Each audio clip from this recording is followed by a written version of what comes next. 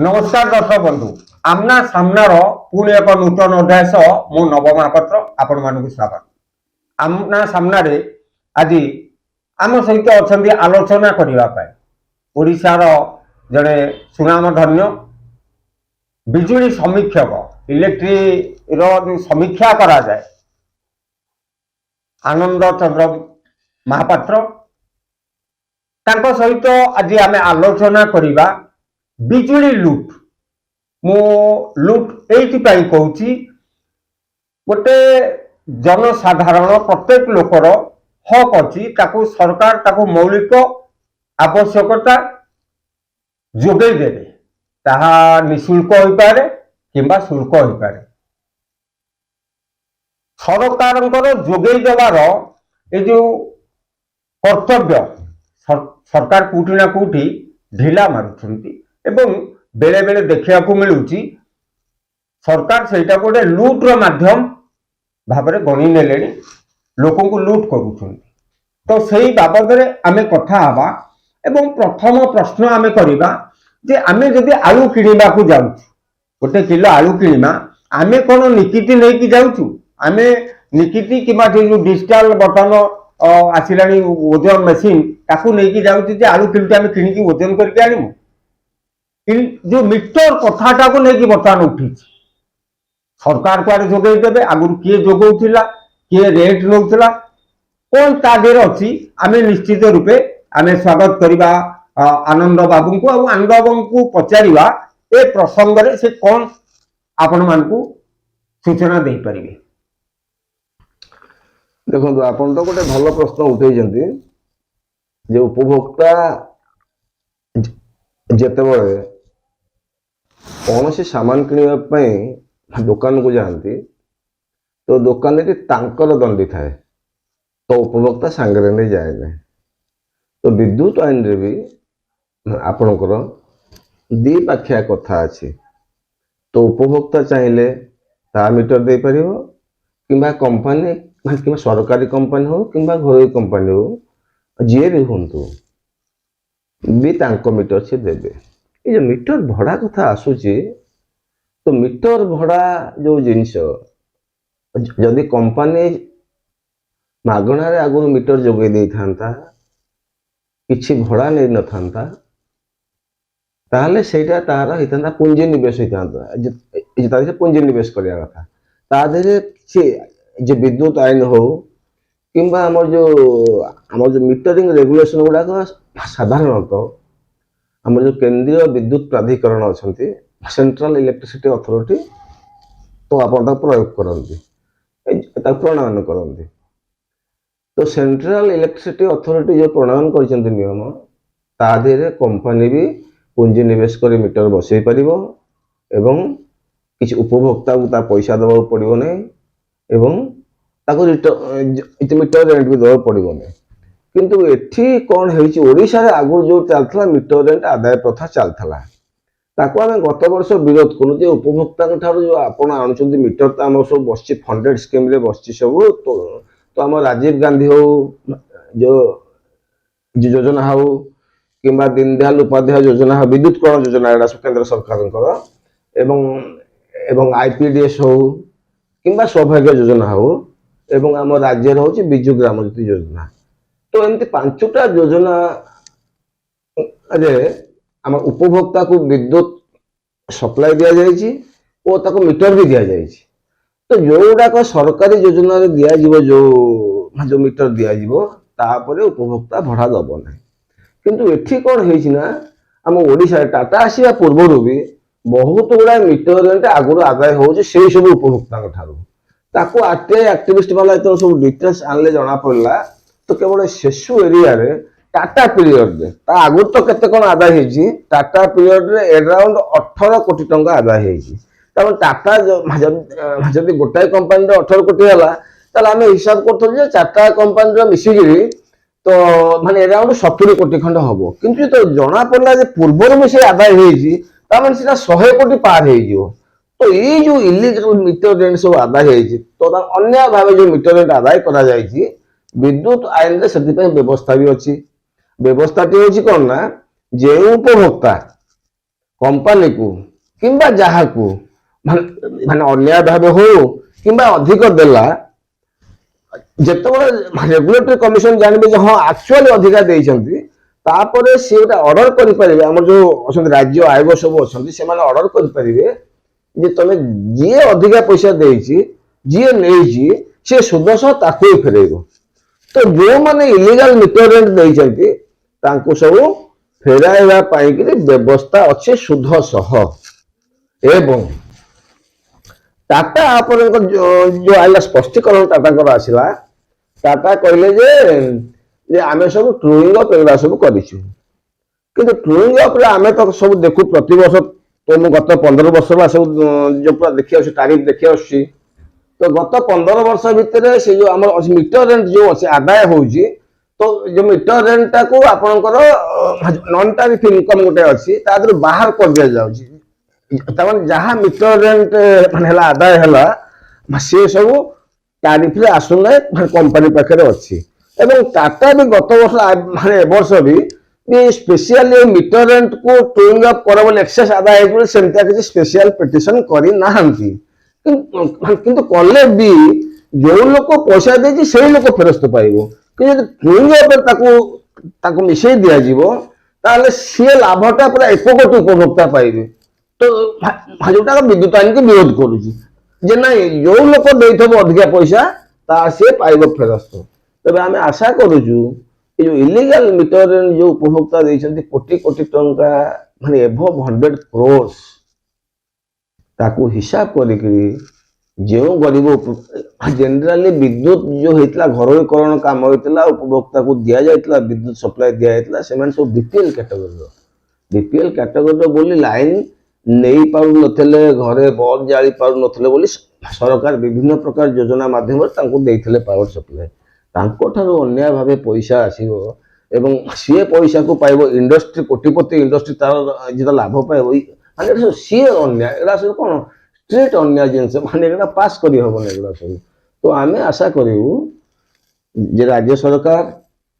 एवं आम विद्युत आयोग जो उपभोक्ता ठारू जो बीपीएल कैटेगरी उपभोक्ता ठारू अन्याय भावे मीटर भड़ा आदाय करा जाइछि तांको सुध सह तांको फेरस्त करा जाऊ कले सब जनमंगल राष्ट्र रे आपण माने वर्तमान लक्ष्य करूथिबे आनंद बाबू जहा कहउथिले यहा सत्य एवं सांघातिक मध्य सरकार बीजेपी सरकार जो स्वच्छतार नारा देउची एवं जनसाधारण पाई अच्छी बोली जो स्लोगान देउची सबका साथ सबका विकास ये सबका लूट एक कथा प्रमाणित हो जाइए खाली मीटर बाबद रे आमे कथा होतिले पुनी आउ गोटे प्रसंग को आसीबा डिपोजिट गोटे उपभोक्ता को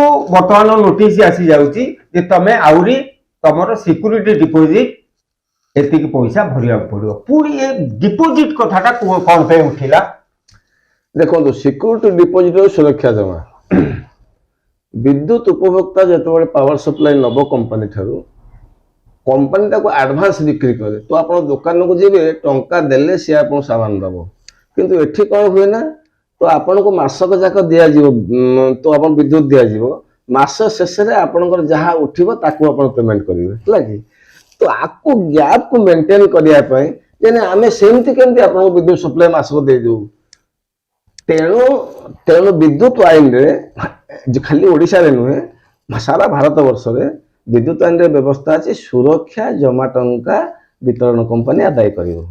अच्छा सुरक्षा जमा आदाय है अतिरिक्त सुरक्षा जमा कौन तो अतिरिक्त सुरक्षा जमा पाई जो सब प्रोविजन अच्छे आदाय करने सब ऑप्शनल प्रोविजन मुझको इच्छा दिन व्यापार से सब जो कंपनी मानकर कहीं इच्छा दिन कौन ना आमर जो विद्युत कोड सप्लाई कोड जो अच्छी जहाँ को ओईआरसी प्रणयन कर सप्लाई कोड अनुसार विद्युत तारीफ जो वर्ष वृद्धि हम से ही वर्ष वितरण कंपनी अतिरिक्त सुरक्षा जमा आदाय करिवो हला तो वर्तमान तो 4 वर्ष होला हमर तो विद्युत मूल्य वृद्धि होन थला ତେଣୁ ଆପଣ କାହିଁକି ଆଦାୟ କଲେ ଏ କଥା? ତ ଆମେ ତ ପ୍ରଶ୍ନ କରୁ, ତାପରେ ବିଭିନ୍ନ ପ୍ରକାର ସବୁ ହେଲା, ସବୁ ପଲିଟିକାଲ ପାର୍ଟି ମାନେ ବି ମାନେ କଥା ବି ଧରିଲେ, ଭାରି ଜୋର ଧରିଲେ। ଆଜି ବି ସେ କଥା ଅଛି, ବି ଆଲୋଚନା ହଉଛି, ସେ କଥା ଆଲୋଚନା ସରିନାହିଁ। ତ କହିଲା ପରେ ସେମାନେ ଗୋଟେ ନନ୍ ଫର୍ମାଲି ଗୋଟେ କହିଦେଇଛନ୍ତି ଯେ ଆଉ ଲାଇନ କାହାର କଟା ହବ ନାହିଁ, ଯଦି ଅତିରିକ୍ତ ସୁରକ୍ଷା ଜମା ଯିଏ ଯିଏ ନ ଦିଅନ୍ତି ତାହେଲେ ତାର ଲାଇନ କଟା ହବନି। ଲାଇନ କଟା ହବନି ବୋଇଲେ କଣ? ତ ତା ମାନେ କଣ, କମ୍ପାନୀ ବ୍ୟାକଫୁଟ୍ କୁ ଆସିଛି। କମ୍ପାନୀ ବ୍ୟାକଫୁଟ୍ କୁ ଆସିଲା ତ ଏ କଥା କହିଦେଲେ, ମାନେ ପାଟିରେ କହିଦେଲେ, କିନ୍ତୁ ଲେଖା ପଢା କିଛି ଆଯାଏ କରିନାହାନ୍ତି। ସେ ଯାହା ବି ପ୍ରତିଫଳିତ ବି କଣ ହେଇପାରେ? ହଁ, ଗ୍ରାଉଣ୍ଡ ଲେବୁଲରେ, ହଁ। ଗ୍ରାସରୁଟ ଲେବୁଲରେ ଏ ଅତିରିକ୍ତ ପାଇଁ ଜୁଲୁମ ବି ହେଇପାରେ। ହଁ, ସେଇ ତ କଥା, ଅସ୍ୱୀକାର କରିହବ ନାହିଁ। ହଁ ସେଇ ତ କଥା। ସେ ଯୋଉ କଥା, ଯୋଉ କମ୍ପାନୀ ଯୋଉ ବ୍ୟାକଫୁଟ୍ କୁ ଆସିଛି, କମ୍ପାନୀ କଣ ଏଇ ଜିନିଷକୁ ବର୍ନିଂ ଇସ୍ୟୁକୁ କଣ ସେ ସାଇଡ କରିଛି, କିନ୍ତୁ ପୁରା ବ୍ୟାକଫୁଟ୍ କୁ ଯାଇନାହିଁ କମ୍ପାନୀ। ଏବଂ ଅତିରିକ୍ତ ସୁରକ୍ଷା ଜମା ବି ଆଦାୟ ହବ, ତାକୁ ଆମେ ମନା କରିପାରିବୁ ନାହିଁ, କିନ୍ତୁ ତାର କଣ୍ଡିସନ ଯୋଉ ଅଛି ଆଦାୟ କରିବା ପାଇଁ, ଯେ ତାରିଖ ଯୋଉ ବର୍ଷ ବୃଦ୍ଧି ହବ ଆପଣ ସେଇ ବର୍ଷ ଆଦାୟ କରିବେ।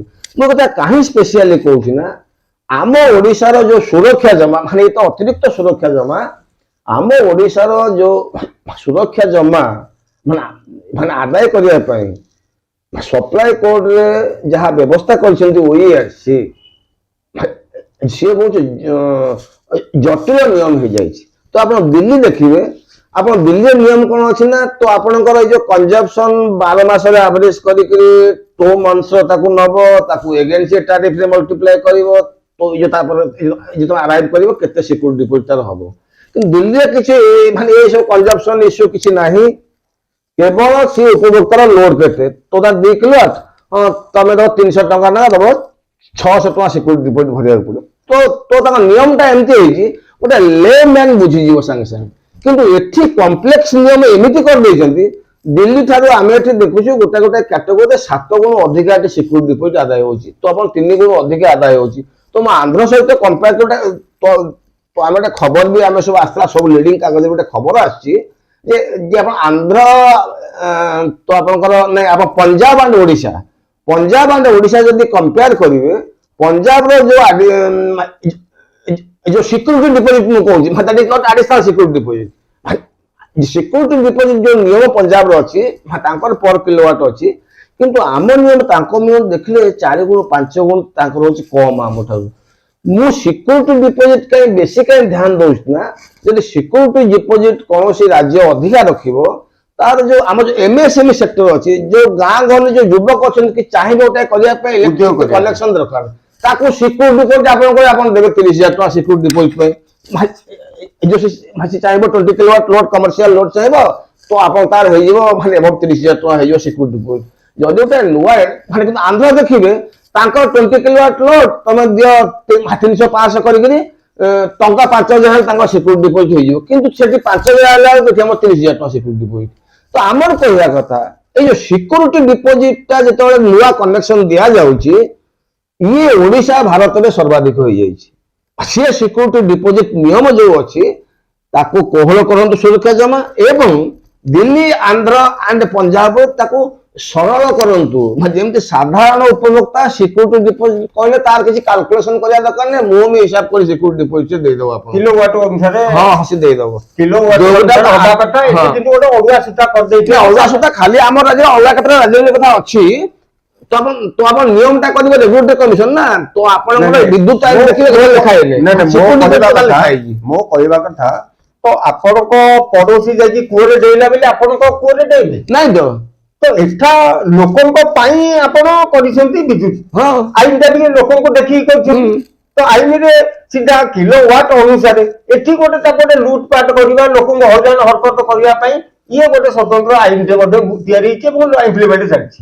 ହଁ ହଁ ହଁ, ଆପଣଙ୍କୁ ବା ବିଦ୍ୟୁତ ହଉଛି ଆପଣଙ୍କ ଅର୍ଥନୈତିକ ବିକାଶର ସାରଥୀ ନା ବିଦ୍ୟୁତ।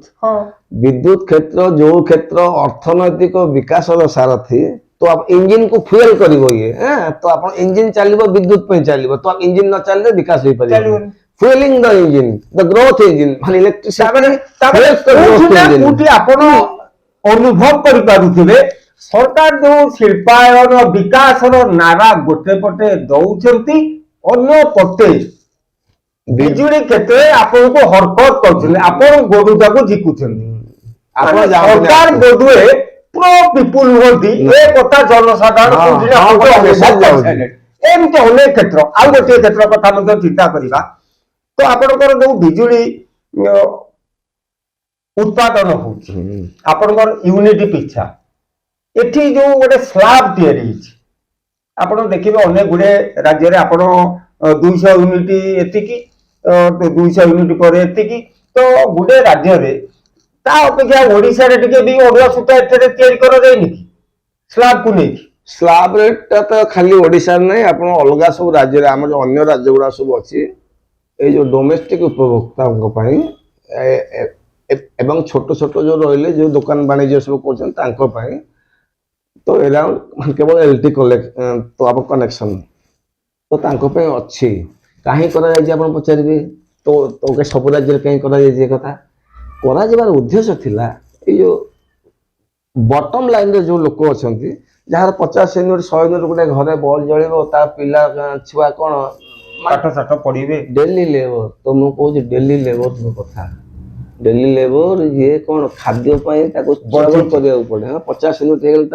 हो से 50 यूनिट आप देखिए जोटा बटम स्लैब फास्ट स्लैब सदाबले सस्ता करा जाए ता ऊपर स्लैब भी तो आमर फास्ट स्लैब था 100 यूनिट ये कौन किए ताको मझे 2013-14 कौन बुझे 50 यूनिट करदे 150 यूनिट कर दे तापर 150 यूनिट रेट अधिका आमर फास्ट 50 यूनिट 2 टंका 90 पैसा जोटा टंका 30 पैसा 40 पैसा दीर्घ वर्ष धरी रही हाँ जो पुणी 100 यूनिट जाइला रेट जो स्टीप राइज कला जो विद्युत रेट जो एमती राइज कर भारत में जब अलग सब राज्य आप कंपेयर करेंगे ओडिशा सहित कौन सी राज्य रे माने ओडिशा भाई स्टीप राइज है ना विद्युत तो आप गत दर्शन देवे आप 2009-10 जो पैसा दौले आपन जो 2019-20 है आपन डबल ऊपर पैसा देले माने ये गोटाए दर्शन देवे विद्युत मूल्य साधारणतः वृद्धि हुए ना कहीं वृद्धि हुए ना विद्युत मूल्य मौलिक आवश्यक नहीं आपन अर्थनैतिक जो अर्थनीति ऊपर तो आउट विपरीत प्रभाव पड़ो विद्युत मूल्य को ये नहीं आरो प्याज हो सारथी ए कथा स्वीकार करछो आज्ञा तो बिजुलीटा निहाती दरकार तो बिजुलीटा को से माने सस्ता रेट रे जोगई देबा कथा आज्ञा खाली से सस्ता नुह अनेक राज्य देखिबे आम ओडिसा गोटे सरप्लस राज्य आमर विद्युत बढ़ुची आम बिकुचे आमठू किणिकी नहीं से राज्यर उपभोक्ता मान 200 यूनिट पर्यंत 300 यूनिट पर्यंत सरकार मागणा किंतु आम सरकार मानसिकता हला एया आमे विद्युत माध्यम विभिन्न माध्यम विद्युत को लेकिन विभिन्न माध्यम खाली जनसाधारण कंपानी जे छोट छोट उद्योग करिछि जे छोट छोट दुकान करछि समस्त की से अरुआ जाल रे पकई लुटि कि प्रकार मानसिकता रे सरकार चली पूरा स्पष्ट अनुमय हो जाउछि एठी टिके कहबी मु काहे कि हमें मागणा बिजुली देई पारुने तो टिके कहबी एठी आज पर्यंत से पूर्व नवीन सरकार हूँ कि मोहन भाई सरकार हूँ विद्युत कौन ये बुझी ना जाए जो गोटे अलग राज्य माने बुझी विद्युत कौन तांको मुख्यमंत्री माने तो तांको मुख्यमंत्री माने बुझी विद्युत कौन किंतु आमर जो रहिले मुख्यमंत्री रहिले जो दल रहिले आज जाए माने विद्युत बुझी ना कहीं मु कथा कहूँ आपनकर भारतर सबु राज्य देखिए सब्सिडी फ्री इलेक्ट्रिसिटी जो कथा कहते तो आप 10-15 राज्य में फ्री इलेक्ट्रिसिटी होगा तो फ्री इलेक्ट्रिसिटी नहले भी आप विद्युत मूल्य को कंट्रोल रखापी ना वृद्धि कर दिया जीव ना एवं कंट्रोल करा कौन टंका खर्च जो हो तो मेकअप करा पड़ो टंका खर्च पे सब्सिडीज दिखते टैरिफ सब्सिडीज एवं प्राय समस्त राज्य एग्रीकल्चर को फ्री इलेक्ट्रिसिटी दौरान है आम सरकार एवं भारत में जब देखिए वर्ष को केते दिया जाउची तो आपण सब्सिडी तो बजेटरी सपोर्ट राज्य सरकार माने वर्ष को केते बजेटरी सपोर्ट दौरान जदि भारत वर्ष हिसाब करेंगे तो आप अच्छी पीएफसी रिपोर्ट रे 2,10,000 कोटी टंका दौरान वर्ष को दौरान वितरण कंपनी को तो गोटा गोटा राज्य किए 23,000 कोटी दौची किए 10,000 कोटी दौ तो राज्य अच्छा 2,000 कोटी 3,000 कोटी दौरान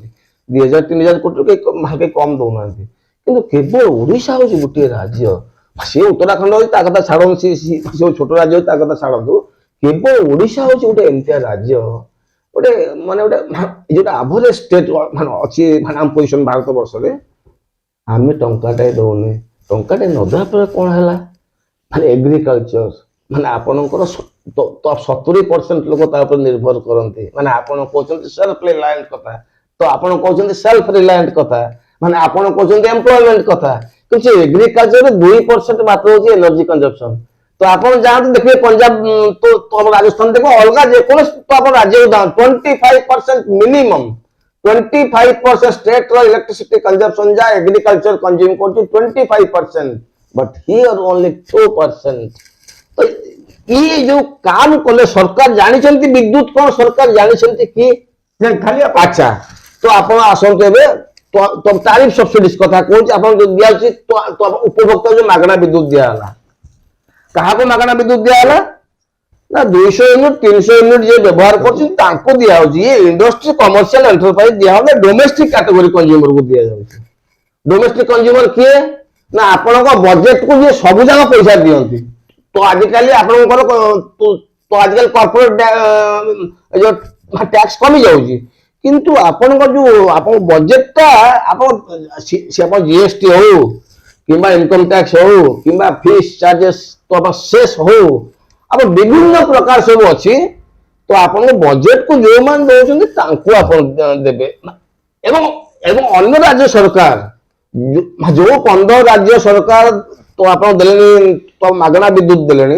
सी एक भी भावी तो कौ मैंने पाइबे ना जो गाँ गहली लोक मैंने विद्युत टिके अधिक न जाइले तांकर अर्थनैतिक प्रगति हो पारे जदि कौन लोक विद्युत को अधिक व्यवहार न करे तार विकास हो पारे कहीं आपण घरे आप जानते आप बसेबे एसी बसेबे आप बसेबे फ्रिज बसेबे आप वाशिंग मशीन रखेबे आप वाटर हीटर रखिए तो आप इलेक्ट्रिक चूल्हा रखिए तो ये कौन तो अर्थनैतिक विकास मापकाठी घरे घरे अर्थनैतिक विकास हम आप जो मागଣା विद्युत देवे मानदंड से पैसा सरकार देवे कंपनी की देवे किंबा से रेगुलेटरी कमिशन देले तामाने आपण कहया कथा जो मानदंडटा केमती अभिवृद्धि हबो सरकार ताको बढ़ेवा परिवर्ते रोकुचंती एवं रोकु नाही गोड़ भिडुचंती गोड़ भिडुचंती सरकार तो विद्युत कौन जानना से विकास कथा कौन कहबे सरकार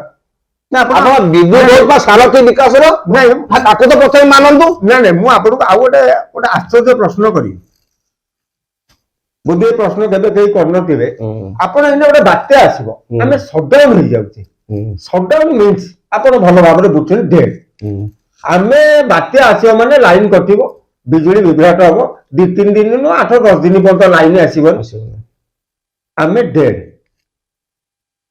गोटे सभ्य समाज रे एटा संभव आपणकर जो हेतला तो हम महाबात्या हेतला हां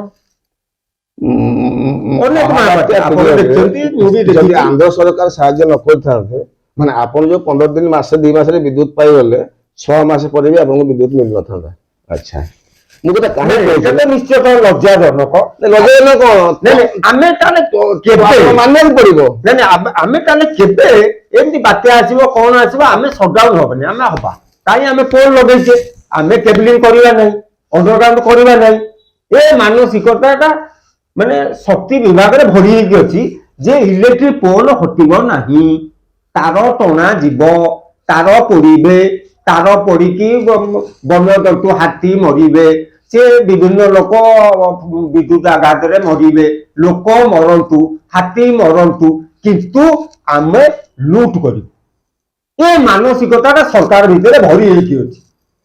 କେବଲିଂ କରିବାର ମାନସିକତାଟା ଆପଣ ଦେଖନ୍ତୁ, ହାଇ ଟେମ୍ପରେଚର ଲାଇନ୍ ଆସିଛି, 33 କେବି ଆସିଛି, 11 କେବି ଆସିଛି, ଯାହାର ସଂସ୍ପର୍ଶରେ ଆସିଲେ ଲୋକ ଜଳିଯିବ। ତାକୁ କେବଲିଂ କରିକି ଆଣିବାର କୌଣସି ସରକାର 75 ବର୍ଷ ହେଇଗଲା କେବେ ଉଦ୍ୟମ କରିନାହାନ୍ତି। ନାଇଁ କରିନାହାନ୍ତି ତ, ଯୋଉ କଥା ଆପଣ କହିଲେ ତ ସେଇଟା ଠିକ ହବ ନାହିଁ। ଆପଣ ଯିବେ ତ ଆପଣ କଲିକତା ଯିବେ, ସବୁ କେବଲିଂ ଦେଖିବେ ତାଙ୍କ ଉପର ଲାଇନରେ, ତ ଆପଣଙ୍କର ହେଇଗଲାଣି ସବୁ ସିଟିଜ ଗୁଡା ସବୁ ହେଇଗଲାଣି ଭାରତରେ। ନାଇଁ ମୁଁ ଓଡିଶା କଥା ହଁ, ତ ଆମ ଓଡିଶା ହଉଛି କଣ, ତ ଆମର ସାଇକ୍ଲୋନ ପ୍ରବଣ ଅଞ୍ଚଳ। ହଁ, ପ୍ରବଣ ଅଞ୍ଚଳ। ଏଇ ଯୋଉ ବାତ୍ୟା ପ୍ରବଣ ଅଞ୍ଚଳ, ବାତ୍ୟା ପ୍ରବଣ ଅଞ୍ଚଳରେ ଇଏ ଆମକୁ ସୁରକ୍ଷା ଦେବା ପାଇଁ 2014 ସ୍କ୍ରିପ୍ସ ପ୍ରୋଗ୍ରାମ ଆରମ୍ଭ ହେଲା। ଏଇ ଯୋଉ ଅଣ୍ଡରଗ୍ରାଉଣ୍ଡ ପ୍ରୋଗ୍ରାମ ହବ ଏବଂ ସେ ଯୋଉ ଯାଇକା ପଇସା ଗୁଡା ଇନଭେଷ୍ଟମେଣ୍ଟ ହେଲା ଟଙ୍କା 2000 କୋଟିର ବଜେଟ ହେଲା। ତାପରେ ପରେ ବି ଅଲଗା ପ୍ରୋଗ୍ରାମ ସବୁ ବଜେଟ ହେଇଛି ଟଙ୍କା ଏରାଉଣ୍ଡ। ମୁଁ କହୁଛି ଭୁବନେଶ୍ୱରକୁ ଆମର ଯୋଉ ନିଆଯାଇଥିଲା, ତ ଆମର ମଡେଲ ଟାଉନ ଭାବେ ବହୁତ ଗୁଡାଏ ପଇସା, ମାନେ ଏରାଉଣ୍ଡ ଆମର ତ ପୁରୀରେ କିଛି ହେଇଛି ନା, ତ ଏରାଉଣ୍ଡ ଏଠି ବହୁତ ପଇସା ଖର୍ଚ୍ଚ ହେଇଛି ଏଠି। କିନ୍ତୁ ଭୁବନେଶ୍ୱରରେ ଆଜି ଯାଏ କେବୁଲ ଚାର୍ଜ ହେଇନି। ନା କେବୁଲ ଚାର୍ଜ ନୁହଁ, ଆପଣ ଆଉ ଗୋଟେ କଥା ଶୁଣିଲେ ଆଶ୍ଚର୍ଯ୍ୟ ହେବେ। ବର୍ତ୍ତମାନ ଯେକୌଣସି ବିଦ୍ୟୁତ ଖୁଣ୍ଟିକି ଖାଲି ଦେଖିଦେବେ, ଆପଣ ଲାଗିବ ମୁଁ ବୋଧେ ଫାସି ଦେଇଦେଲି, ଏତେ ତାରମୟ ହେଇଯାଇଛି। ଆପଣଙ୍କର ଫାଇବର ସେ ଯୋଉ ଇଣ୍ଟରନେଟ ତାର ଆପଣ ଚିହ୍ନି ପାରିବେ ନାହିଁ। ଗୋଟେ ଇଲେକ୍ଟ୍ରିକ ଖୁଣ୍ଟି ଆଉ ଇଲେକ୍ଟ୍ରିକ ଖୁଣ୍ଟିରେ ଦେଖିବେ ତାରଟେ ଛିଡିକି ସେଠି ପଡିଥିବ, କେତେବେଳେ କାହା ଯାଉଥିବ ବେକରେ ଲାଗି ଯାଇପାରେ, ଫାସି ହେଇଯାଇପାରେ। ଲୋକଙ୍କୁ ବି ମାନେ ଲୁଟୁଛନ୍ତି, ମାରିବା ପାଇଁ ବି, ଜୀବନ୍ତ ମାରିବା ପାଇଁ ବି ଜାଲ ବିଛେଇ ଦେଇଛନ୍ତି। ଏ କଥା ଅସ୍ୱୀକାର କରିପାରିବେ? ହଁ, ଆପଣ ଠିକ କଥା କହୁଛନ୍ତି। ଆପଣ ଯାହା କହୁଛନ୍ତି ପୁରା ଠିକ କଥା କହୁଛନ୍ତି। ବିଦ୍ୟୁତ ଯୋଉ ଭୂତଳ ବିଦ୍ୟୁତ ପାଇଁ ଯୋଉ ଟଙ୍କା ଆରାଉଣ୍ଡ ଖର୍ଚ୍ଚ ହେଲା 3000 କୋଟି, ତାକୁ ଯଦି କାମ କରିଥାନ୍ତେ, ସେ ପଇସା ଯଦି ହଡପ ନ କରିଥାନ୍ତେ, ତାହେଲେ ଆଜି ଏ ଯୋଉ ଭୁବନେଶ୍ୱରରେ କିମ୍ବା ଅଲଗା ଜାଗାରେ ଲୋକ ମରିନଥାନ୍ତେ। ଆପଣ ବିଦ୍ୟୁତକୁ ଆପଣ କଣ ତାକୁ ଆପଣ କାଜୁଆଲ ଆପ୍ରୋଚରେ ବ୍ୟବହାର କରାହେଲା, ଯାହାର ଫଳ ଲୋକ ମରୁଛନ୍ତି। ତ ଆପଣ ଆକ୍ସିଡେଣ୍ଟ ଦେଖିବେ ପୁରା ଆଲାର୍ମିଂ। ତ ଆପଣଙ୍କର ବିଦ୍ୟୁତରେ କଣ ବର୍ଷକୁ 100 ଲୋକ ମରିବେ? କୌଣସି ରାଜ୍ୟରେ ତ ଏମିତି ନାହିଁ। ମାନେ ଆପଣଙ୍କର କାହିଁ 100 ଲୋକ ବିଦ୍ୟୁତରେ ମରିଯିବେ? ତ ଇଏ ଗୋଟେ ମାନସିକତା ରହିଛି। ୟାର ଏକମାତ୍ର କାରଣ ହେଲା ପୁରା ଲୁଟ୍। ବାତ୍ୟା ଆସିବ, କିଛି କ୍ଷୟକ୍ଷତି ହବ ଏବଂ କ୍ଷୟକ୍ଷତି ନାଁରେ ଆମେ ତାକୁ ଭରଣା କରିବୁ, ଭରଣା ନାଁରେ ଲୁଟ୍ କରିବୁ, ଲୋକଙ୍କୁ ମରନ୍ତୁ, ଲୋକ ଲୁଟ୍ ହୁଅନ୍ତୁ। ଏ ଗୋଟେ ସରକାରଙ୍କର ପୁରା ମାନସିକତାଟେ ପୁରା କୋଉଠି ନା କୋଉଠି ତାଙ୍କ ବ୍ଲଡରେ ପୁରା DNA ଭଳିଆ ଅଛି। ଆପଣ ଯଦି ଆଉ ଗୋଟେ କଥା ଚିନ୍ତା କରିବେ, ବିଦ୍ୟୁତ ବିଭାଗ ଅଛି, ସେ ଟାଟା କାହିଁକି ନେଲା, କିଏ ଆମର ନଈ ପାଣି ପ୍ରତି ବର୍ଷ ନଈରେ ଆସୁଛି, ଆମେ ତାକୁ ଆଉ କେମିତି ବିନିଯୋଗ କରିବା, ସେଥିରୁ ଆମର ଶକ୍ତି ଉତ୍ପନ୍ନ କରିବା, ସେ କଥା ଛାଡ଼ି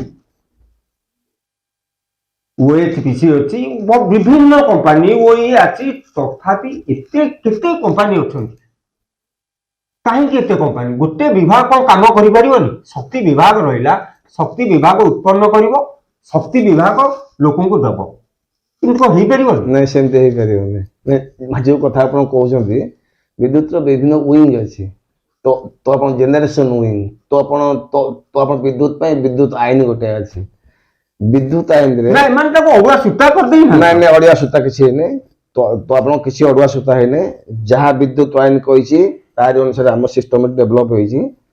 ଆପଣଙ୍କର ଜେନେରେସନ ୱିଙ୍ଗ ଅଲଗା ରହିବ, ଟ୍ରାନ୍ସମିଶନ ୱିଙ୍ଗ ଅଲଗା ରହିବ, ଟ୍ରେଡିଂ ୱିଙ୍ଗ ଅଲଗା ରହିବ, ତ ଆପଣ ଡିଷ୍ଟ୍ରିବ୍ୟୁସନ ୱିଙ୍ଗ ଅଲଗା ରହିବ। ତ ଆପଣ ହେଲେ କଣ ସୁବିଧା ହବ ନା, ଏବଂ ତାକୁ ମନିଟରିଂ କରିବା ପାଇଁ ଜଣେ ରହିବ। କିଏ ହେଲା? OERC। ହଁ, ସିଏ ହେଲା OERC, ସିଏ ହେଲା ନିୟନ୍ତ୍ରକ। ବିଦ୍ୟୁତ ରାଜ୍ୟ ବିଦ୍ୟୁତ କ୍ଷେତ୍ରର କୁ ନିୟନ୍ତ୍ରଣ କରିବେ, ମାନେ ଓଡ଼ିଶା ବିଦ୍ୟୁତ ନିୟାମକ ଆୟୋଗ ବା OERC ତାଙ୍କ ନିୟନ୍ତ୍ରଣରେ ସମସ୍ତଙ୍କ ଭିତରେ ସାମଞ୍ଜସ୍ୟ ରହିବ। କିନ୍ତୁ ଇଏ ନିୟନ୍ତ୍ରଣ କରିବା ବାହାନାରେ ଆମ ରାଜ୍ୟ ବିଦ୍ୟୁତ ଆୟୋଗ ଆଜି ଯାଏ ବିଦ୍ୟୁତ କଣ ବୁଝିନାହାନ୍ତି, ସେଇଟା ପଚାରନ୍ତୁ। ଆପଣଙ୍କର ସେ ବେମାରୀଟା ସେଇଠି ଅଛି। ବେମାରୀଟା ଯୋଉ ରାଜ୍ୟ ବିଦ୍ୟୁତ ଆୟୋଗ, ରାଜ୍ୟ ବିଦ୍ୟୁତ କ୍ଷେତ୍ରର ନିୟନ୍ତ୍ରକ, ସିଏ ବିଦ୍ୟୁତ ଆୟୋଗ ମାନେ ଆଜି ବିଦ୍ୟୁତ କଣ ବୁଝିନାହାନ୍ତି। କାହିଁକି ଏକଥା ମୁଁ କହିଲି ଆପଣ ପଚାରିବେ ମତେ। ହଁ, ଠିକ କଥା। 2010 ର ଦେଖିବେ ବିଦ୍ୟୁତ ଆଇନ ଆପଣଙ୍କର ତାଙ୍କର ଯୋଉ ବାହାରିଥିଲା ଟାରିଫ ଅର୍ଡର ଦେଖିବେ 2010 ର। ତା ଦେହରେ ଆୟୋଗ ଲେଖୁଛନ୍ତି ଯେ ଆଳୁ ପିଆଜ ବଢିଲା, କମଳା ପିଆଜ ବଢିଲା, ବାଇଗଣ ପିଆଜ ବଢିଲା, ମାଛ ରେଟ୍ ବଢିଲା, ତାହେଲେ ବିଦ୍ୟୁତ ରେଟ୍ କାହିଁକି ବଢିବ ନାହିଁ। ଆୟୋଗ ଏମିତି ଆର୍ଗୁମେଣ୍ଟ କରି ଯୋଉ ବିଦ୍ୟୁତ ରେଟ୍ 8 ବର୍ଷ ହେଲା ବଢି ନଥିଲା 2010 ବେଳକୁ, ମାନେ 8 ବର୍ଷ ପରେ ବଢେଇଲେ, ବିଦ୍ୟୁତ ରେଟ୍ ବଢିଲେ 50 ପଇସା 60 ନାଇଁ ମାନେ ଏରା ଟଙ୍କାଟା ଖଣ୍ଡେ ବୃଦ୍ଧି କରିଦେଲେ। ଆମର କହିବା କଥା ସେଠି ଥିଲା ଯେ ବିଦ୍ୟୁତ ହଉଛି ତ ଆପଣ ଆଳୁ ପିଆଜକୁ ଏଠି ଆପଣ ଯୋଉ କଲେ କମ୍ପେୟାର କରି କହିଲେ ଯେ ବିଦ୍ୟୁତ ରେଟ୍ କାହିଁ ବଢିବା ନାହିଁ, ତାହେଲେ ଆଳୁ ପିଆଜ ରେଟ୍ ବଢିଲା, ତାଙ୍କର କଣ ଯୋଉ ଆବଶ୍ୟକତା ଅଛି, ରାଜସ୍ୱ ଆବଶ୍ୟକତା ଅଛି, ସେଟା ଆଳୁ ପିଆଜ ଅନୁସାରେ ବଢୁଛି କି? ଇଏ ପ୍ରଶ୍ନ ଯେତେବେଳେ ଆମେ ପଚାରିଲୁ ତ ତାପରେ ଆଉ ଆମକୁ କେହି ସାମ୍ନା କଲେନି। ଯୋଉ ଆୟୋଗ ବିଦ୍ୟୁତକୁ ଆଳୁ ପିଆଜ ସହିତ କମ୍ପେୟାର କରିକି ଆପଣଙ୍କର ଦର ବୃଦ୍ଧି କଲେ, ଦର ବୃଦ୍ଧି କରିଦଉଛନ୍ତି। ସିଏ ବିଦ୍ୟୁତ ଜାଣିଲେ କେମିତି, ସେ ବିଦ୍ୟୁତର ଆବଶ୍ୟକତା କଣ ସେ ଜାଣିବି ନାହାନ୍ତି। ଆଉ ଯୋଉ ଟାରିଫ କଥା କହୁଛନ୍ତି, ହଜାର ହଜାର କୋଟି ଟଙ୍କା ତାଙ୍କରି ଆଗରେ ବାଇପାସ୍ ପଳେଇ ଯାଉଛି, ଆୟୋଗ ତାକୁ ଜାଣି ପାରୁନାହାନ୍ତି। ତାହେଲେ ଇଏ ଯିଏ ନିୟନ୍ତ୍ରକ ସିଏ ଜାଣିକି ଯଦି ନା ଜାଣି ନାହିଁ, ତାକୁ ଆମେ ପ୍ରମାଣ କରିସାରିଲୁ ଆଜି ଡେଟ୍ରେ, ତାଙ୍କ ଆଗରେ କାଗଜ ଥୋଇ ସାରିଲୁ। ଆପଣ ରିପ୍ଲାଏ ଦଉନାହାନ୍ତି, ଜାଣିକି କରୁଛନ୍ତି। ତା ମାନେ କଣ? ମାନେ କଣ ଆପଣ ଲୁଟ୍ କରିବାକୁ କଣ ଆପଣ ବସୁଛନ୍ତି କି? ହଁ, ଦିନ ଦିହିପରେ ଲୁଟ୍ କରୁଛନ୍ତି, ଦିନ ଦିହିପରେ ଲୋକ ମରିଯାଆନ୍ତୁ, ବନ୍ୟ ଜନ୍ତୁ ମରିଯାଆନ୍ତୁ। ଆପଣ ଦେଖୁଥିବେ ଅନେକ ବନ୍ୟ ଜନ୍ତୁ, ବିଶେଷ କରି ହାତୀ ବିଦ୍ୟୁତ ଆଘାତ ଯୋଗୁଁ ବିଶେଷ ଭାବରେ ମରୁଛନ୍ତି। କିନ୍ତୁ ସରକାର ଗୋଟେ ଯୋଉ ବିଜୁଳି ଯୋଉ ଆବଶ୍ୟକତାଟା ପୂରଣ କରିବେ ଆପଣଙ୍କୁ ଲାଗୁଛି? ଲୋକଙ୍କର ଯୋଉ ଲୋକମାନେ ହଉଛନ୍ତି ଗ୍ରାହକ, ସିଏ ହଉଛନ୍ତି ଦୋକାନୀ। ଗୋଟେ ଗ୍ରାହକ ଆଉ ଦୋକାନୀ ଭିତରେ ଯୋଉ ସମ୍ପର୍କ ଗୋଟେ ପ୍ରେମର ଥାଏ, ସେ ପ୍ରେମ ସମ୍ପର୍କ ନାହିଁ। ପ୍ରେମ ସମ୍ପର୍କ ଏଇ ଯୋଉ ସ୍ମାର୍ଟ ମିଟର ଆପଣଙ୍କର ଏଇ ଯୋଉ ଇସ୍ୟୁ ଗୁଡାକ ବେକାର କଲେ କନଜ୍ୟୁମର ମାନଙ୍କର, ଉପଭୋକ୍ତା ମାନଙ୍କର ବିଶ୍ୱାସ ହରାଉଛନ୍ତି ମାନେ। ତ ଆପଣ ଯୋଉ ମାନେ ଇସ୍ୟୁ ହେଲାଣି, ଯାହା ଯାହା ଇସ୍ୟୁ ଏବେ ଓଡିଶାକୁ ଧଇଲାଣି, ଇଏ ଉପଭୋକ୍ତା ମାନଙ୍କର ବିଶ୍ୱାସ ହରେଇଲେଣି, ଆସ୍ତେ ଆସ୍ତେ ହରଉଛନ୍ତି। କୋଉ ଯାଏ କଣ ଯିବ ଗାଡି ମାନେ ଆଇ ଡୋଣ୍ଟ ନୋ। ତା ମାନେ ସବୁ ଭରସା ବର୍ତ୍ତମାନ କେବଳ ଜଗନ୍ନାଥଙ୍କ ଉପରେ। ଆପଣ ପ୍ରଦୂଷଣଠୁ ଆରମ୍ଭ କରି ଲୋକଙ୍କୁ ଯୋଉଭଳି ବିଦ୍ୟୁତ ଗୋଟେ ଆଉ କଣ ନା, ତ ଆପଣ ପ୍ରଦୂଷଣ କଥା କହିଲେ, ଆପଣ ଯୋଉ ପ୍ରଦୂଷଣ ହଉଛି ବିଦ୍ୟୁତ କ୍ଷେତ୍ରର କଣ୍ଟ୍ରିବ୍ୟୁସନ ତାର 60% ହେଲା।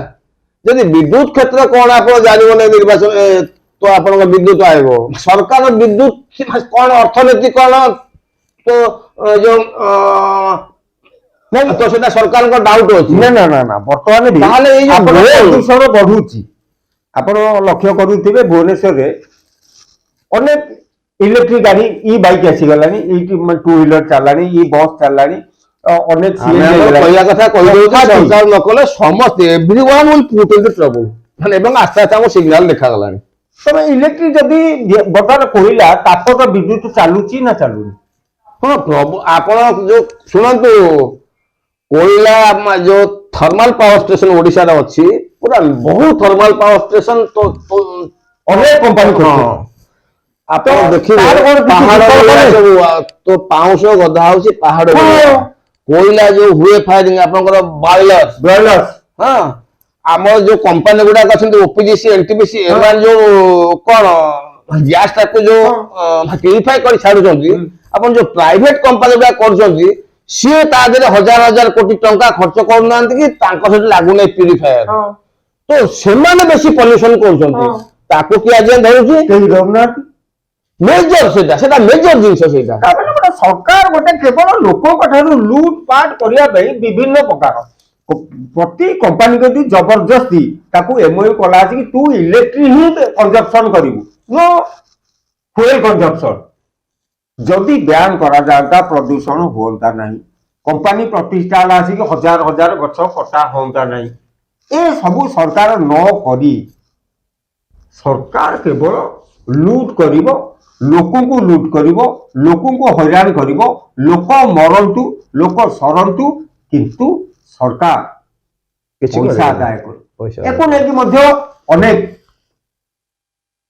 वरिष्ठ नेता मध्य भिन्न भिन्न मंतव्य देइछन्ति प्रदूषण इलेक्ट्रिक यही अनेक प्रसंग एवं साधारण गणमाध्यम उगुटुब करुच्ची सरकार को किसी क्षति पहुंचे ना तो आज आमना सामना अतिथि हो आनंद बाबू को अनेक अनेक धन्यवाद धन्यवाद देखा आउ एक नूतन अध्याय धन्यवाद नमस्कार आम कौचे इलेक्ट्रिक कथा इलेक्ट्रिक गोटे रिफर्मेसन है स्वर्ग जानकीमल पट्टनायक टाइम सेसु कथा उठिला आम चाहूले लोक केमती भलरे भलरे पाए सेसु टाइम से लोक ताकर मिनिमम पैसा दौले 10 पैसा 5 पैसा बढ़ेगा हेल्ले भी आम सरकार राजी होते आंदोलन जोर चलूला आम निजे आंदोलन करूँ आम सरकार थी बढ़ेगा देनु परवर्ती समय बीजेडी सरकार टाइम टाटा आसला टाटा से डाकिले से नहीं आसते सेसु टाइम बीजेडी थी से बढ़ेला टाइम आम आंदोलन करूँ बंद कर टाटा आसला टाटा चाहिए बढ़ेवाई आम प्रतिवाद करूँ कहीं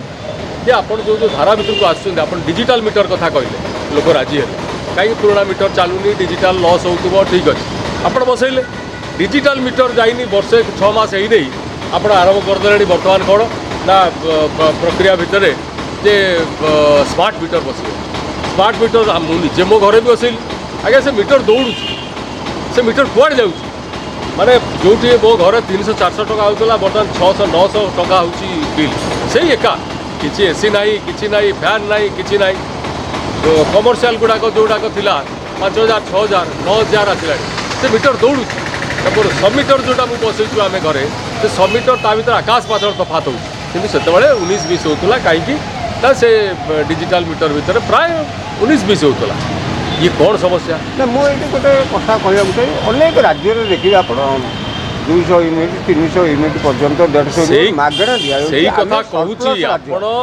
आम तो किणिकी दौरान मागणा आमर इलेक्ट्रिक ये सरप्लस आम डिमांड करूँ जे आमर सरप्लस अच्छी बाहर राज्य को दि जाऊ अन्य मैंने नियंतु आम लोक सुविधा बिजुली शक्ति केमती भलरे मिल लोक पाइबे कम पैसा पाइबे आश्चर्यर कथा यूनिट पिछा रेट बढ़ाऊँ आपण सरकार आसिले पानी मीटर पैसा बढ़ेले 5 पैसा 7 पैसा बढ़ेदेले ठीक अच्छे मीटर इलेक्ट्रिसिटी चलना बढ़ेले सांगे सांगे जाइनी किसी दिन 1056 कोटी टका उठा बसला बेलू सांगे सांगे आसीगला मो पाखक मेसेज आसला जे आपंकर स्मार्ट मीटर जो बसी तार सिक्यूरीटी पैसा देवे गोटे आसला 8000 केते गोटे आसला 1000 टका सबू लोक रास्ता घाट छक दुकान आमको कहले कांग्रेस कहीं मुझे कहली आज्ञा कांग्रेस कांग्रेस तो निश्चित कर आम विरोध दल अच्छु आपण मैंने कौन कर आमू खाली कहते व्हाई डोंट यू स्टैंड आपन ठियाबा दरकार आपन प्रतिवाद करवा आपन सरकार को भोट देके आनी यहाँ सरकार लक्षण जो मैंने डबल इंजिन सरकार कहते कहते कौन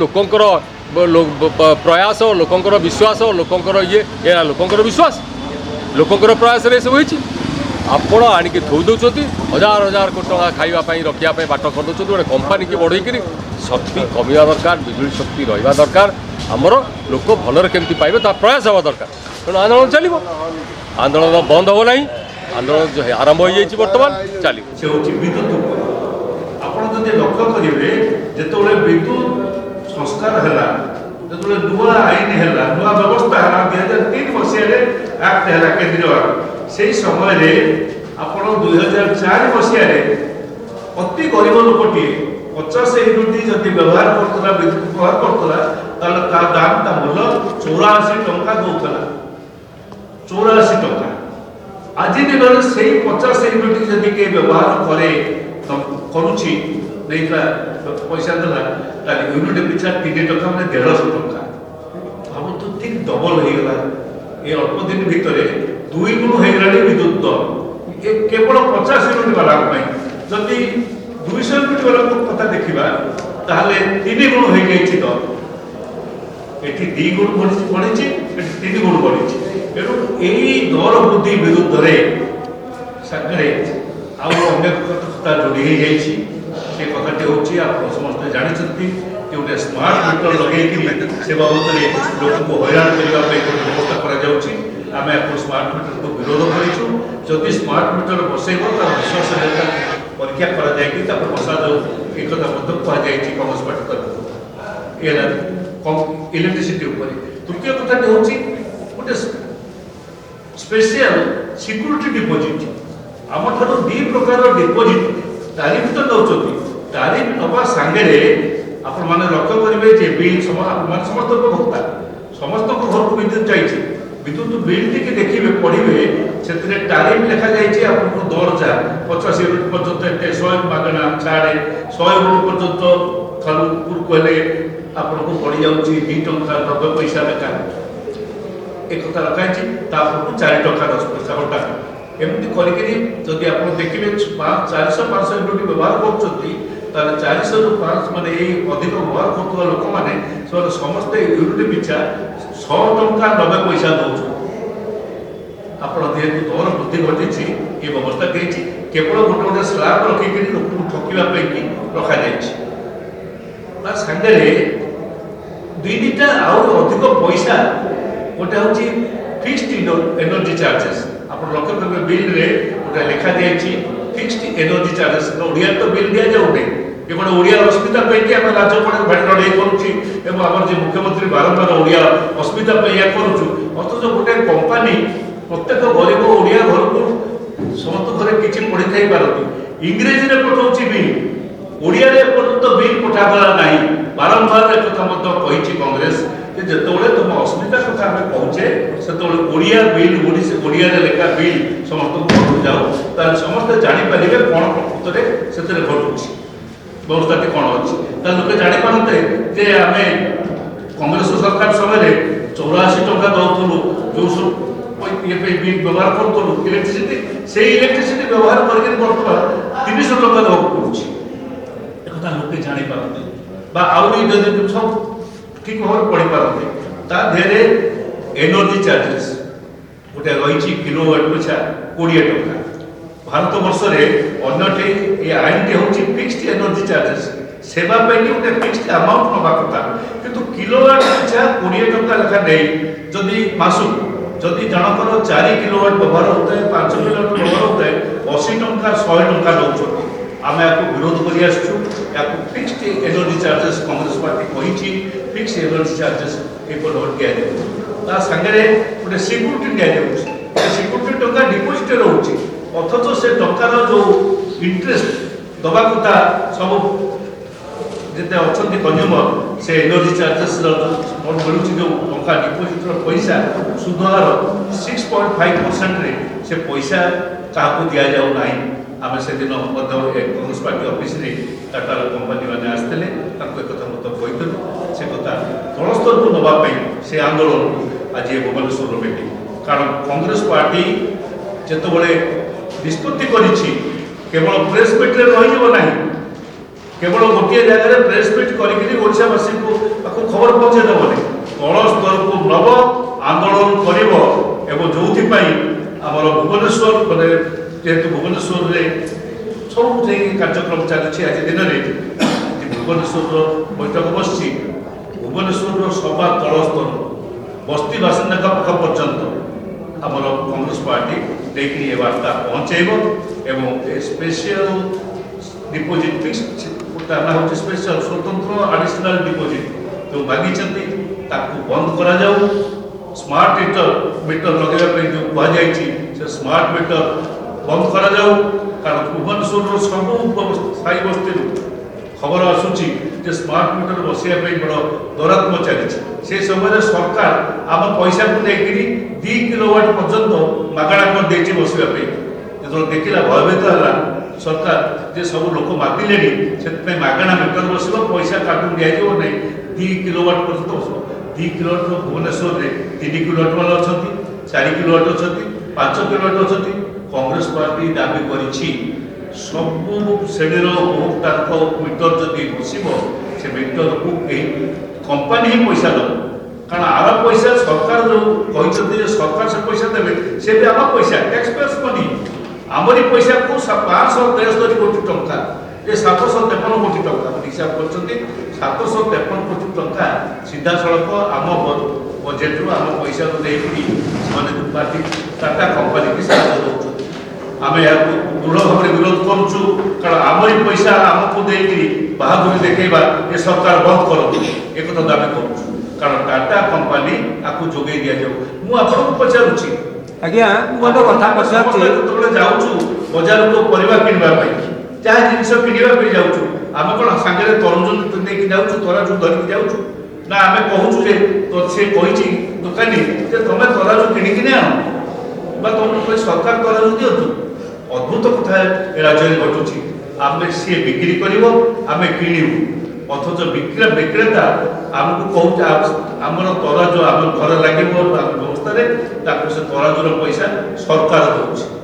ଏ ସରକାରର ଏକୁ ଖରାପ ଭାଷାରେ ମୁଁ କହିପାରିବି ନାହିଁ। ଏ ସରକାର ଗୋଟେ ଅତ୍ୟନ୍ତ ବେଆଇନ ଏବଂ ଲଜ୍ଜାଜନକ ସ୍ଥିତି। ସାମାନ୍ୟ ବୁଝିପାରୁନାହାନ୍ତି କମ୍ପାନୀ କି ଲୋକଙ୍କର ପଇସାକୁ ଟେକି ଦେଉଛୁ। ତେଣୁ ଆମେ କଣ୍ଡେମ୍ କରୁଛୁ, ବିରୋଧ କରୁଛୁ ଏବଂ ଏ ଆନ୍ଦୋଳନକୁ ଆମେ ତଳ ସ୍ତର ପର୍ଯ୍ୟନ୍ତ ନେବ। ଭୁବନେଶ୍ୱରର କେବଳ ଭୁବନେଶ୍ୱର ନୁହେଁ, ସାରା ଓଡ଼ିଶାର ନେବ।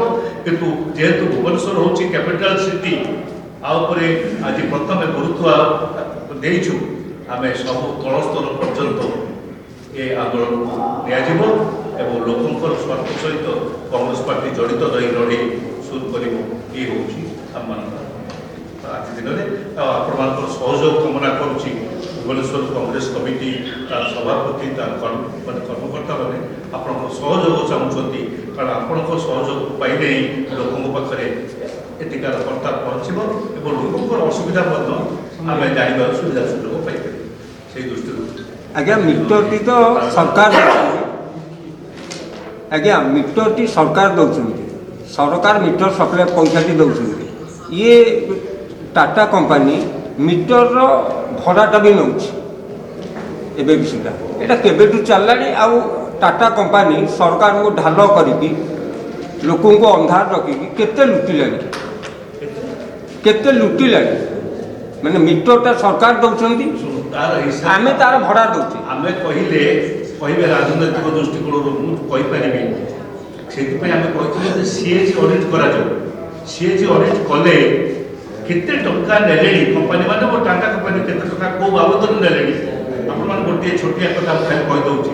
ଏ ଯେଉଁ ଫିକ୍ସଡ ଏନର୍ଜି ଚାର୍ଜେସ୍ ଯେଉଁ ନିଆଯାଉଛି ସେ ବାବଦରେ 20 ଟଙ୍କା ଲେଖା, ସେ ବାବଦରେ ପାଖାପାଖି 2,80,000 କୋଟି ଟଙ୍କା ଗତ ବର୍ଷ ମାନଙ୍କରେ କମ୍ପାନୀ ମାନେ ନେଇଯାଇଛି। ଆପଣଙ୍କର ଯେଉଁ ଆଡିସନାଲ ଏବେ ମାଗିଛନ୍ତି ଆଡିସନାଲ ସିକ୍ୟୁରିଟି ଡିପୋଜିଟ୍, ଆଉ ପୂର୍ବରୁ ସିକ୍ୟୁରିଟି ଡିପୋଜିଟ୍ ଥିଲା ତା ବାବଦରେ 84,000 କୋଟି ଟଙ୍କା ଡିପୋଜିଟ୍ ହେଇକି ବର୍ତ୍ତମାନ ଅଛି। ପ୍ରତି ସମୟରେ ବଢ଼ିକି ଯାଉଛି, କାରଣ ଡିପୋଜିଟ୍ ହେଇଯାଉଛି ବଢ଼ିକି ଯାଉଛି। ସେ ଦୃଷ୍ଟିରୁ ଆମେ କହିଛୁ ଅଡିଟ୍ କରାଗଲେ ଜଣାପଡ଼ିଯିବ।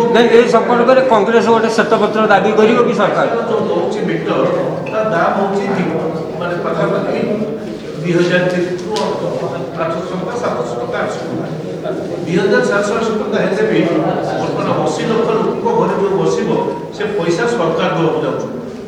ଏହା ସରକାର ଦେବାର କୌଣସି କାରଣ ନାହିଁ। କାରଣ ଜିନିଷ ଯିଏ କିଣିବ ତା ଘରେ ସେ ଓଜନ ଟାଟା କିଣୁଛି, ଟାଟା ତାର ଓଜନ କରିବାର ବ୍ୟବସ୍ଥା ରଖିବ। ଟାଟା ଆମ ପାଖରେ ସେ ଓଜନ ବ୍ୟବସ୍ଥା ଥୋଇବ। ଆମେ ଦେଖିବୁ ଯେ ଆମେ ସେ ଯେଉଁ କମ୍ପ୍ୟୁଟର ଓଜନ ମେସିନ୍ ଅଛି ତା ଦେହରେ କରିବୁ, ତା ତରାଜୁରେ କରିବୁ ନା ବିଶାଖାଟିରେ କରିବୁ, ସେଟା ଆମେ ଦେଖିବୁ। ଆମେ ଯେ କିଣୁଛୁ କିନ୍ତୁ ଦବା ଲୋକ ହେଉଛି ଟାଟା। ଟାଟା ସେ ବାବଦରେ ପଇସା ଟିକେ ଖର୍ଚ୍ଚ କରୁନାହିଁ। ତା ପାଇଁ ସରକାର ଖର୍ଚ୍ଚ କରୁଛି କାହା ପଇସା ନା ଆମ ପଇସା। ସରକାର ଯାହା ଖର୍ଚ୍ଚ କରୁଛନ୍ତି, ଯେଉଁ ଟଙ୍କା ଦେଉଛନ୍ତି, ଯେଉଁ 753 କୋଟି ଟଙ୍କା ବୋଲି ବଜେଟ୍ କହିଛନ୍ତି ବା 9,000 କୋଟି ଟଙ୍କା ହେବ, ସେଇ ଯେଉଁ ପଇସା ସେ ସବୁ ହେଉଛି ଟ୍ୟାକ୍ସ ପେୟର୍ସ ମନି। ଆମେ ଦେଇଛୁ ସେ ଟ୍ୟାକ୍ସ।